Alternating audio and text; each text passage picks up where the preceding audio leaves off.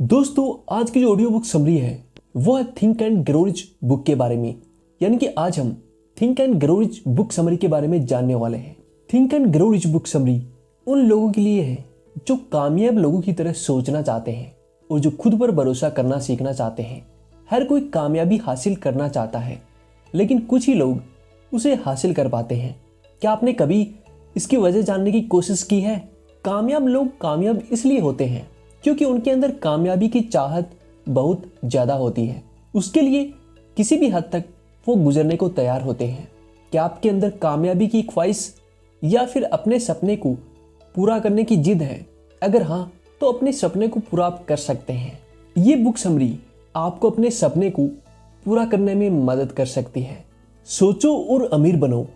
ये क्या है? अमीर बनने का विज्ञान। नेपोलियन हिल एक अमेरिकन ऑथर है जिन्होंने नई सोच के मूवमेंट पर लिखा है। इन्हें सक्सेस पर लिखने वाले महान ऑथर में से एक माना जाता है। थिंक एंड ग्रो रिच में ऑथर अपने करियर को सफल बनाने पर लिखते हैं। इस प्रोसेस के लिए पैसों की आवश्यकता और पर्सनल सेटिस्फैक्शन को समझाते हैं।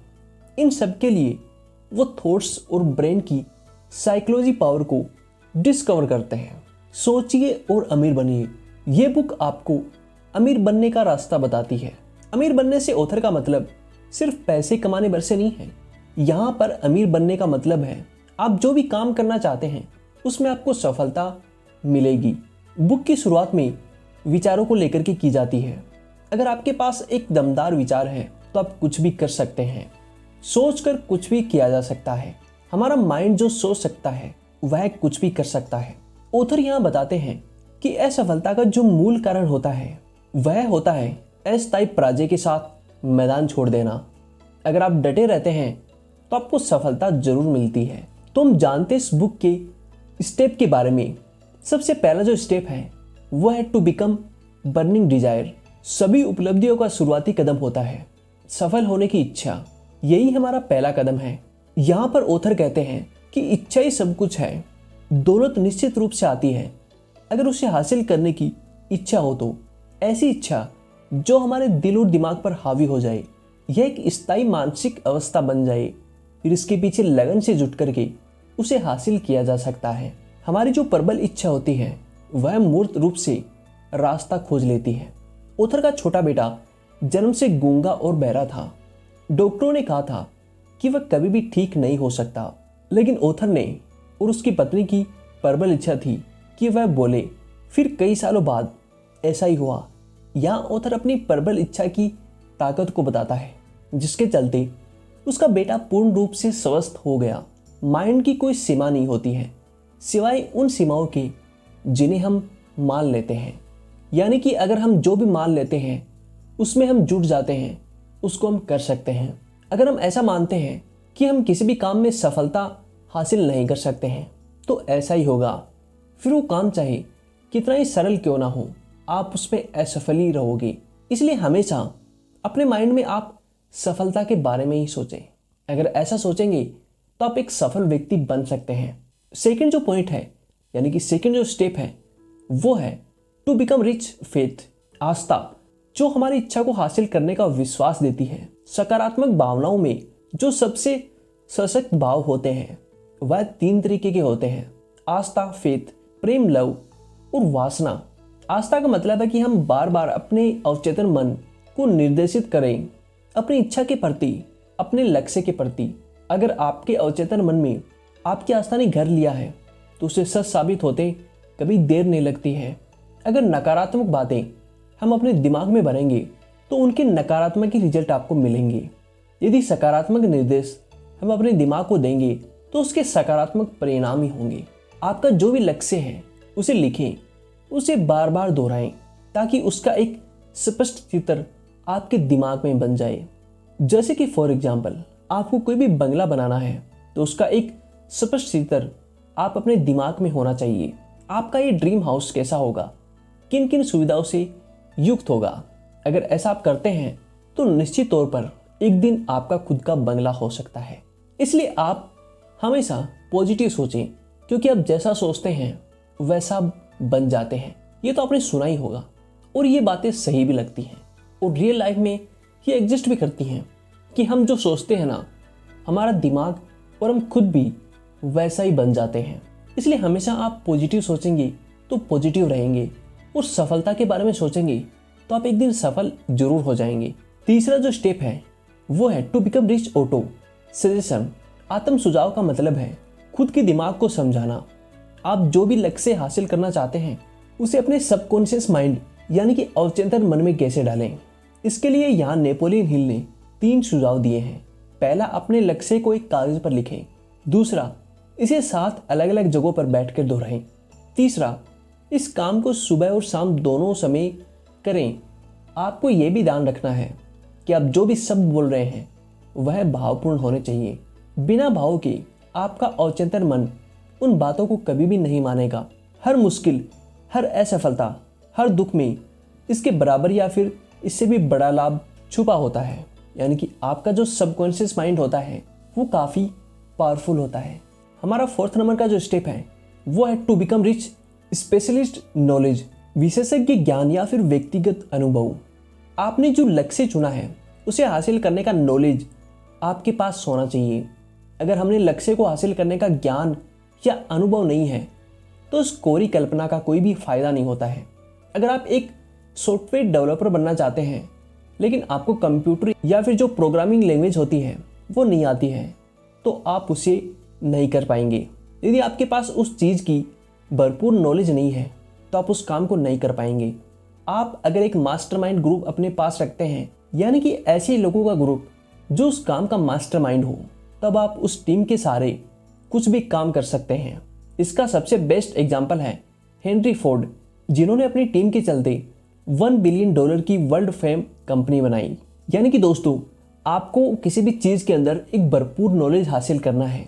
अगर आपको अपने काम में सफलता पानी है तो, या फिर आपके जो दोस्त हैं, आपका जो भी ग्रुप है वो ऐसा होना चाहिए जो कि उस चीज़ में मास्टरमाइंड है, तो आप उनसे सीख करके भी अपने काम को सफल बना सकते हैं। इसलिए आपकी जो फ्रेंड है वो भी काफ़ी इंपॉर्टेंट है आपके लिए। 5 नंबर का जो स्टेप है वो है to become rich imagination a brain workshop. अगर इंसान किसी चीज़ की कल्पना कर सकता है तो वह उसकी रचना भी कर सकता है। यहाँ पर ऑथर एक युवा की कल्पना की शक्ति की बात करते हैं जिसने विश्व प्रसिद्ध ब्रांड कोका कोला का फॉर्मूला बनाया। उसके पास ये कल्पना नहीं थी यह सॉफ्ट ड्रिंक का कभी इतना बड़ा ब्रांड हो सकता है, लेकिन जिस युवा को उसने ये फॉर्मूला बेचा उस युवा के मन में था कि वह इसे पूरी दुनिया में बेचेगा, और ये भी उसने करके दिखाया। इसलिए आज कोका कोला कंपनी सबसे बड़ी कंपनियों में से एक बन गई है। 6 नंबर का जो पॉइंट है वह to become rich organised planning. आप जो भी चीज़ हासिल करना चाहते हैं उसके आपको निश्चित योजना बनानी पड़ेगी। यह चीज़ मुझे कैसे मिलेगी? प्लानिंग बनाने के लिए ऑथर बताते हैं एक एक्सपर्ट टीम की जो योजना बना सके। ऑथर यहाँ एक सजेशन भी देते हैं, अगर आपकी योजना असफल हो जाए तो आप डरे नहीं। लक्ष्य को निर्धारित करते हुए अपनी प्लानिंग चेंज करें और आगे बढ़ें। यानी कि अगर आप कोई भी काम करना चाहते हैं, कोई भी बिजनेस स्टार्ट करना चाहते हैं, तो उसकी प्लानिंग आपके पास पहले से मौजूद होनी चाहिए। बिना प्लानिंग के अगर आप किसी भी काम को करते हैं तो उसमें सफलता मिलना काफ़ी मुश्किल हो जाता है। अगर आप प्लानिंग के साथ में काम करेंगे तो आपका जो भी काम है वो काफ़ी ईजी हो जाएगा, काफ़ी सरल हो जाएगा। उसको करने में आपको कम टाइम लगेगा और उसमें आप सफल भी हो सकते हो। इसलिए कोई भी काम करने से पहले उसकी प्लानिंग पहले से आपको करनी पड़ेगी। अगर आप प्लानिंग पहले से कर लेते हो तो ये काफ़ी अच्छा आपके लिए हो सकता है। 7th नंबर का जो पॉइंट है यानी कि 7th नंबर का जो स्टेप है वो है to become rich the ability of decision making. यानी कि निर्णय लेने की क्षमता का विकास करना, यानी कि टाल मटोल करने की आदत पर विजय पाना। यह गुण हेनरी फोर्ड के सबसे उत्कृष्ट गुणों में से एक था। वह निर्णय को तत्काल रूप से लेते थे, उस पर एडिंग रहते थे।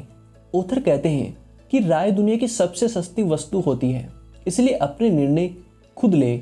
जो लोग डिसीजन लेने की ताकत रखते हैं उन्हें पता होता है कि वह क्या करना चाहते हैं।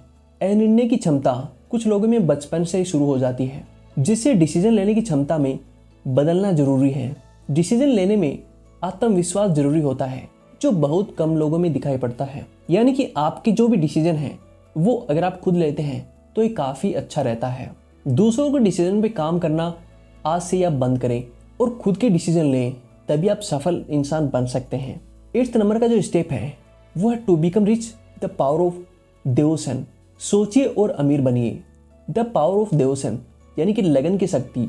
लगन के पीछे कोई भी बड़ा अर्थ नहीं छिपा होता है, लेकिन यह गुण इंसान के लिए उतना ही महत्वपूर्ण है जितना कि स्टील बनाने के लिए कार्बन की आवश्यकता होती है। अगर आज हम आधुनिक युग में टेक्नोलॉजी और इंडस्ट्री में सफल हुए हैं, लोगों पर नज़र डालें तो हम देखेंगे कि उन सभी व्यक्तियों में से एक कॉमन क्वालिटी होती है। उन सभी को अपने काम में लगन होती है। ऑथर हिल बताते हैं कि लगन को कैसे विकसित किया जाए। इसके लिए आप 4 रास्ते अपना सकते हैं। पहला, फिक्स्ड गोल यानी कि आपका जो लक्ष्य है वो निश्चित होना चाहिए।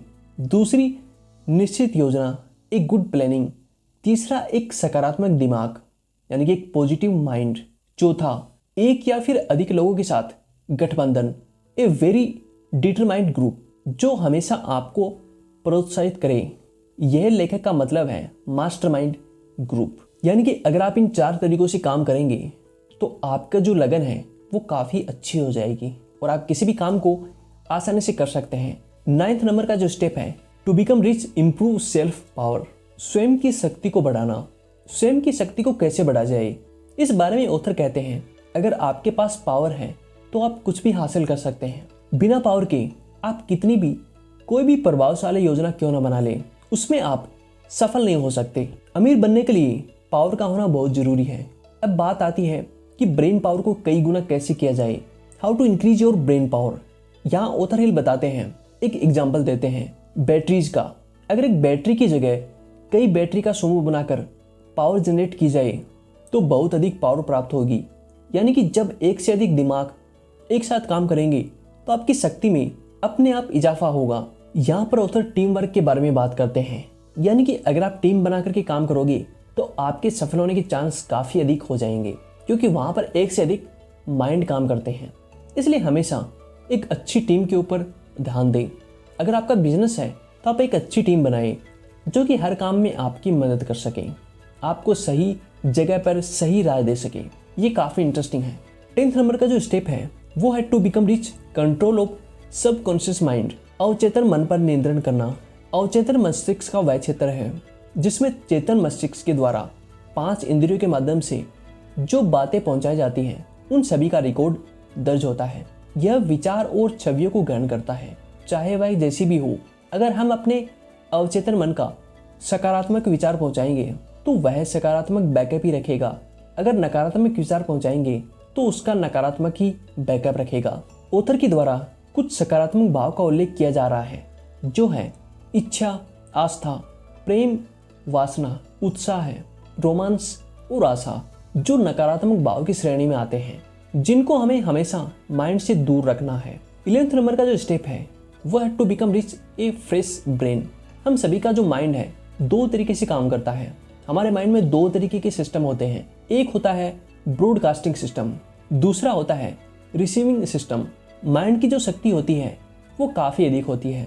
इतिहास गवाह है, दुनिया में जितनी भी महानतम शक्तियाँ हैं वह सब अमूर्त होती हैं। आप हमेशा अपने दिमाग को अपडेट रखें, अपने दिमाग को हमेशा फ्रेश रखें। आपका जो ब्रॉडकास्टिंग और जो रिसीविंग दोनों सिस्टम है एकदम सही काम करने चाहिए, तभी आपका जो माइंड है वो फ्रेश रहेगा। और अगर आपका माइंड फ्रेश रहेगा तो आप कोई भी डिसीजन लेने में काफ़ी एक्टिव रहोगे और आपका डिसीजन काफ़ी कम ही गलत होगा। अगर आपको सक्सेस हासिल करनी है तो अपने ब्रेन को हमेशा फ्रेश रखें। अपने ब्रेन में फालतू के जो विचार आते हैं उनको ना आने दें। 12th नंबर का जो स्टेप है वो है to become rich the use of 6th sense, यानी कि छठी इंद्री का प्रयोग। ऑथर एक महत्वपूर्ण बात याद दिलाते हैं कि सफलता की सीढ़ी पर ऊपर की तरफ कभी भी भीड़ नहीं होती है। जो भी स्टेप मैंने ऊपर बताए हैं उनको अपनाकर आप इस सिद्धांत का यूज कर पाएंगे। विज्ञान अब तक इसकी खोज नहीं कर पाया है कि छठी इंद्री वास्तविकता में क्या है। यह एक रचनात्मक कल्पनाशीलता है जिसके द्वारा विचार और योजनाएं आपके दिमाग में कौनती हैं। इसका प्रयोग दुनिया में बहुत ही कम लोग जानते हैं। सफलता की दिशा में आप इस तरह से कदमों का पालन करेंगे किसी भी प्रकार की असफलता को हासिल कर सकते हैं। आपने इसे पढ़ते समय महसूस किया होगा कि आपका मानसिक प्रेरणा की उच्च स्तर पर उठ जाए। यही इस किताब का भी लक्ष्य है। तो दोस्तों, उम्मीद करता हूँ कि आपको जो ये ऑडियो बुक समरी है वो काफ़ी पसंद आई होगी और इन स्टेप का फॉलो करके आप भी एक अमीर आदमी बन सकते हैं और आपने जो भी काम किया है उसमें सफलता हासिल कर सकते हैं। किसी भी काम में सफल होने के लिए कुछ स्टेप होते हैं जिनको फॉलो करके हम उस काम में सफल हो सकते हैं, और वही स्टेप ये बुक आपको बताती है। तो आप इस समरी को ध्यान से सुन सकते हैं और अपने लाइफ में इसको इम्प्लीमेंट कर सकते हैं।